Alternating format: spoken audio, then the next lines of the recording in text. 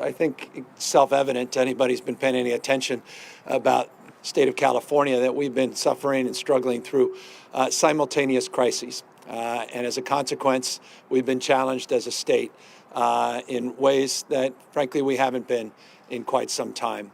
Of all the simultaneous crises that we face as a state, and I would argue as a nation, and for that matter, from a global perspective, none is more impactful, none is more forceful than the issue of the climate crisis.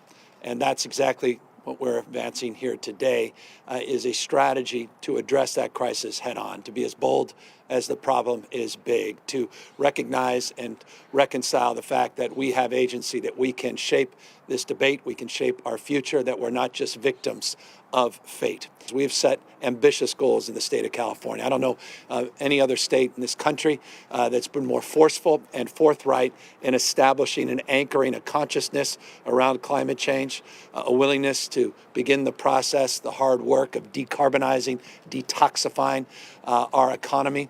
But goals are nothing more than dreams with deadlines. We have an obligation to implement those goals, to apply policy to accelerate our ideals and to advance our cause. And today we are advancing just that, particularly in the area of transportation. The transportation sector in the state of California represents over 50% of all of the emissions, 41% directly related to vehicles, 11% related to the production of petroleum fuels.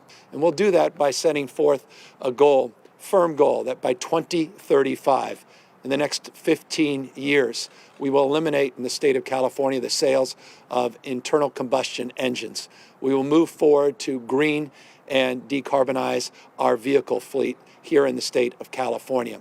As a consequence, substantially reducing greenhouse gas emissions as well as oxide nitrogen, meaning NOx emissions here in the state of California.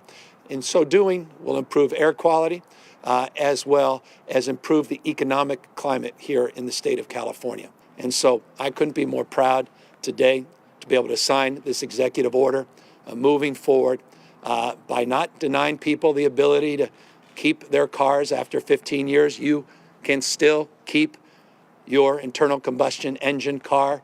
You can still have a market for used cars. You can still trade and transfer those cars. We're not taking anything away. We're providing an abundance of new choices and new technology, being agnostic about how we get to zero emissions, but being committed to getting to zero emissions by 2035. And we have a commitment to phase out fracking here in the state of California. Pursuant to this executive order, we will be directing and working very specifically on a legislative strategy to begin the phase out formally of fracking here in the state. And that is a commitment, a firm commitment from this administration, codified in this executive order, that will be advanced January in the new legislative session to advance that cause as well.